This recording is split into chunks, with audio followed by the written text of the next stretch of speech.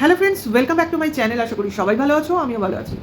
আজকে একটা গল্প বলবো তোমাদের, কারণ আমি এই গল্পটা কারোর কাছে শুনেছিলাম।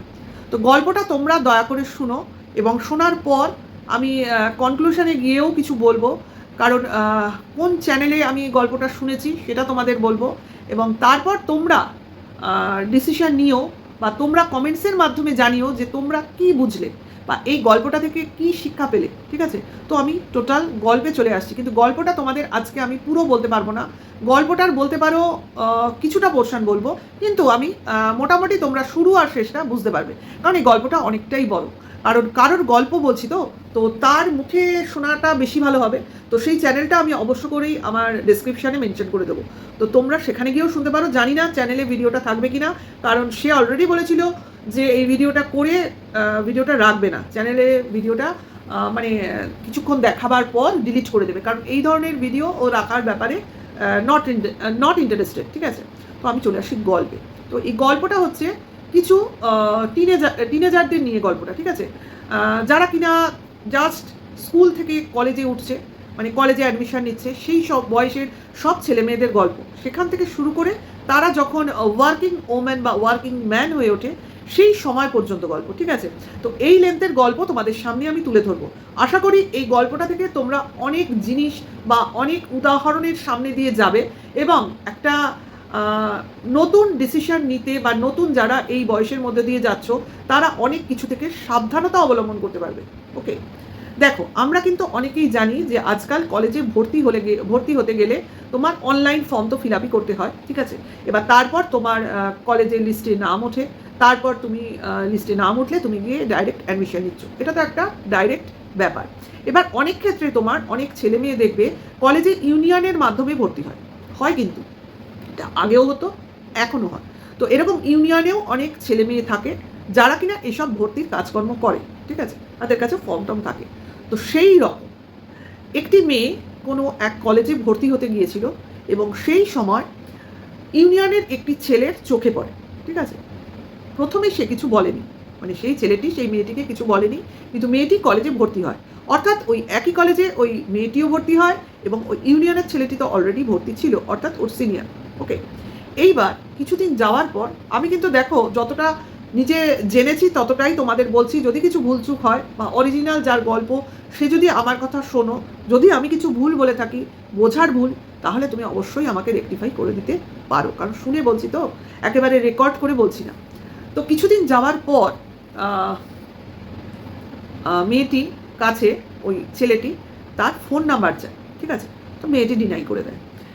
প্রথম দিকে সে পাত্তা দেয়নি, পরে তার বন্ধুদের কাছে গিয়ে সে ব্যাপারটা বলে যে এরকম অমুক ছেলে আমার ফোন নাম্বার চাইছে। তখন তার বন্ধু বান্ধবও বলে আমাদের কাছেও চেয়েছে।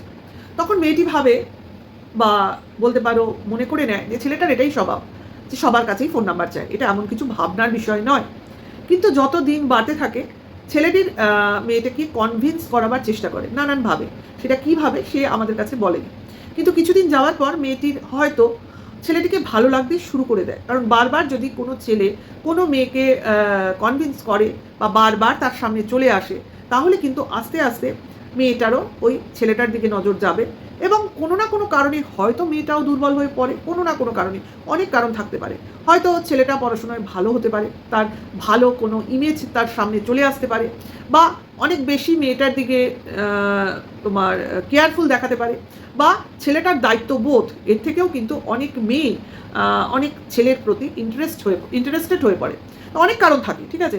তো সেই জায়গা থেকে এটা কিন্তু অনেক মেয়েরই স্বপ্ন। কোনো ছেলে যদি ক্রমাগত কোনো মেয়ের পেছনে চলতে থাকে, বা তার সামনে আসতে থাকে, বা তাকে বারবার লাইক করে এরকম বলতে থাকে, তো মেয়েটা একসময় গিয়ে চিন্তা করতেই থাকে যে তারও জিনিসটা ভালো লাগছে, অর্থাৎ সে কোনো না কোনোভাবে ওই ছেলেটার কাছে দুর্বল হয়ে পড়ছে।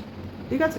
তো এইভাবেই ওই মেয়েটি এবং ওই ছেলেটি, সিনিয়র ছেলেটির মধ্যে একটা সম্পর্ক তৈরি হয়ে যায়। এইবার সেই সম্পর্কটা চলতে থাকে, first year, second year, third year, এইভাবে চলতে থাকে। কিন্তু এই ইয়ারগুলোতে চলাকালীন মেয়েটি অনেক বিপরীতমুখী অবস্থার সম্মুখীন হয় তাদের এই রিলেশনশিপেই। অর্থাৎ সে ধীরে ধীরে বুঝতে পারে ছেলেটি মেয়েদের প্রতি কিছু দুর্বলতা আছে। এই ঘটনার প্রমাণ সে প্রথমেই পেয়েছিল, কারণ শুনেছিল যে ছেলেটি অনেকের কাছেই ফোন নাম্বার চায়। এটা প্রথম প্রমাণ। তারপর ধীরে ধীরে বুঝতে পারে যে যতবারই এই অ্যাডমিশনের ফেজটা আসে এই রকম সময় ওই ছেলেটি ওই ইউনিয়নের মেম্বার হিসেবে ওই অ্যাডমিশন গ্রুপে থাকে এবং অনেক মেয়েকেই এরকম প্রপোজাল দেয়, কিন্তু তার জন্য তার যে সমসাময়িক গার্লফ্রেন্ড রয়েছে তাকে ছাড়ে না, তাকে নিয়েই অন্যান্য মেয়েদের প্রতি ইন্টারেস্টেড হয়ে পড়ে। অর্থাৎ এটা এক ধরনের রোগ বলতে পারো। যাই হোক, এই ব্যাপারে মেয়েটা ওয়াকিবহাল হতে থাকে এবং অনেক বারই তাদের মধ্যে রিলেশনশিপ ব্রেকআপ হয়। ঠিক আছে, ব্রেকআপ হয় একাধিকবার, কিন্তু যতবারই হয় ততবারই ছেলেটি মাফ চেয়ে নেয় এবং মেয়েটি মাফ করে। অবাক না? আমি জানছি আমি যার সাথে রিলেশনে রয়েছি সে সৎ নয়, তবু আমি তাকে বারবার সৎ ভাবতে চাইছি, অর্থাৎ আমি তাকে এতটাই ভালোবাসি, অর্থাৎ আমি তার উপর নির্ভর করতে চাইছি। অর্থাৎ অ্যাকচুয়ালি এখানে কি হয় জানো, মেয়েরা নিজেদের পছন্দকে প্রায়োরিটি দেয়। অর্থাৎ আমি একে পছন্দ করেছি, আমার পছন্দ এতটা খারাপ, আমি এত ভুল বুঝেছি, এইটাই কোনো মেয়ে বিশ্বাস করতে চায় না। তাই বারবার তার ভুল পছন্দকেই সঠিক পছন্দ বানাবার চেষ্টা করে। ঠিক আছে, তো সেই জায়গা থেকে মেয়েটি ক্রমাগত ভুল করতে থাকে, করতেই থাকে। এইভাবেই তাদের কলেজ পিরিয়ডটা শেষ হয় এবং একটা সময়, ছেলেটি তো আগে বেরিয়েছে যেহেতু সিনিয়র, মেয়েটি পরে বেরিয়েছে, তো মেয়েটি কলেজে পড়াকালীনই একটা জায়গায় জব নেয়। ঠিক আছে, ছেলেটিকেও সেম জায়গায় জবে ঢোকায়, অর্থাৎ দুজনে একই জায়গায় চাকরি করতে থাকে। এবার সেই চাকরি করাকালীন ছেলেটি এমন কিছু কাজ করে, কোনো মেয়ে সংক্রান্ত নয়, আদার্স ডিফারেন্ট কোনো একটা দোষের কাজ করে যার জন্য তার চাকরিটা যায়। এবং সেম জায়গায় যেহেতু ওই মেয়েটিও চাকরি করতো, তো তার অনেক হিউমিলেশন হয় ওই ছেলেটির চাকরি যাওয়ার কারণ, যেহেতু তার জন্য চাকরিটা হয়েছিল। অ্যাকচুয়ালি মেয়েটি চাকরি পেয়েছিল এবং মেয়েটি ছেলেটিকে তার মানে নামের দৌলতে চাকরি দিয়েছিল, যে আমি চাকরি করি, আমার বন্ধুও এখানে চাকরি করে, এরকম তোমার এইভাবে চাকরিটা হয়েছিল। এবার সেই ছেলেটি বদ কাজ করার জন্য, মানে বাজে কাজ, বদ বলতে বাজে, মেয়েলি সংক্রান্ত নয়, বারবার মেয়েটি বলেছে, সেই জন্য আমিও বারবার বলছি, এমন কোনো কাজ করেছে যার জন্য তার চাকরিটা যেতে বাধ্য। কিন্তু মেয়েটির চাকরি তার জন্য যায়নি, তাকে বলা হয়েছিল যে তুমি চাকরিতে থাকতে পারো, কিন্তু যেহেতু ছেলেটার চাকরি গেছে সেই অপমানটা মেয়েটা নিতে পারেনি, অর্থাৎ তাকেও অনেকে নিচু নজরে দেখছিল, গার্লফ্রেন্ড বলে কথা, তাই না, জানতো সবাই, তো সেও চাকরিটা ছাড়তে বাধ্য হয়। এইবার তারা অনেক আদার্স চাকরিতে জয়েন করে, আলাদা আলাদা চাকরিতেও জয়েন করে এবং অনেকবারই এই ছেলেটি চাকরি গেছে তার বাজে কাজের জন্য। এবার বাজে কাজটা কি মেয়েটা কোনোভাবেও বলেনি, কারণ যেটুকু বুঝলাম যে কাজে মানুষের চাকরি যাওয়াটা বেশি মানে হয় সেটা হলো চুরি, আমার যতদূর মনে হয়। কারণ চুরি না করলে বা তোমার মানে চাকরির যে তোমার কিছু নিয়ম নীতি থাকে তার বিরুদ্ধাচরণ না করলে কিন্তু তোমার চাকরি যায় না। ঠিক আছে, তো সেই রুলসই কিছু ব্রেক করেছে, তার জন্যই তার চাকরি যেত বারবার। তো সেই ক্ষেত্রে মেয়েটির বক্তব্য হচ্ছে অতিরিক্ত লোভ এই চাকরি যাওয়ার ফল। এবার তোমরা বুঝে নাও লোভটা কি। তাহলে অ্যাকচুয়ালি মেয়েটা কিন্তু ছেলে সবসময় বুঝতে পারছিল যে ছেলেটার ক্যারেক্টার কোনোভাবেই ভালো না, না তার মানে সে তার রিলেশনে অনেস্ট আছে, না অ্যাকচুয়ালি তার ক্যারেক্টার ভালো, না তার ইন্টেনশন ভালো, কোনো জিনিসটাই ভালো না। কিন্তু সে শুধু মেয়েটাকে ভালোবাসে বলে বলে মেয়েটাকে কাছে রাখতে চাইছে, শুধু এই একটা জায়গায় থেকেই মেয়েটা ছেলেটার কাছ থেকে আলাদা হতে পারছিল না, বারবার তাদের রিলেশনটা ভেঙে যাচ্ছিল এবং বারবার গড়ে উঠছিল। ঠিক আছে, এইটুকু তো বুঝলে। এরপরে জিনিসটা আরও মারাত্মক, এই ঘটনা চলাকালীন তাদের বিয়ের সিদ্ধান্ত তারা নেয়। ভাবতে পারো মানে কতটা মানে বোকা হলে কোনো মেয়ে এই ধরনের ডিসিশন নিতে পারে। আজকে তোমরা টিনাকে বোকা বলো, ঠিক আছে, তাহলে এইরকম বোকা কিন্তু আরও আছে। ভালোবাসার কাছে মানুষ হেরে যেতেও ভয় পায় না, কিন্তু ভাবে আমার ভালোবাসা যেন যেতে, কিন্তু সেই ভালোবাসাটা যদি মারাত্মক লেভেলের ডেঞ্জারাস পজিশনে থাকে সেখানে এই ধরনের ডিসিশন লাইফ বরবাদ করে দেয়। তো সেই মেয়েটি সেই বরবাদজনক কাজটি করে বসলো, অর্থাৎ বিয়ের ডিসিশন নিল। এবার বিয়ের ডিসিশন নেওয়ার পর অনেক ব্যবস্থা থাকে বিয়ের অ্যারেঞ্জমেন্ট। এবার বিয়ে যেদিন হবে তার আগের দিনও সে ভাবছিল বিয়েটা করা সঠিক হবে কিনা, কিন্তু সে শেষ পর্যন্ত সব জিনিসটাকে সরিয়ে বিয়েটা করেই বসলো। ঠিক আছে, এইবার মেয়েটির কথা অনুযায়ী একটা বছর সে খুব ভালো কাটানোর পর আবার সেই সমস্যার সম্মুখীন হলো, অর্থাৎ ছেলেটি আবার তাকে ধোঁকা দিল অন্য মেয়ের সাথে রিলেশন নিয়ে।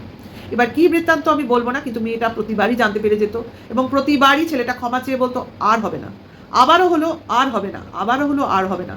শেষ পর্যন্ত মেয়েটি 3 বছর পর, বিয়ের 3 বছর পর সে ডিসিশন নিল না, আর না, এইবার তো আর সহ্য করা যায় না, অনেক হয়েছে, কতদিন মানুষকে কত ছাড় দেওয়া যেতে পারে, তো এইবার ডিভোর্স নিতেই হবে।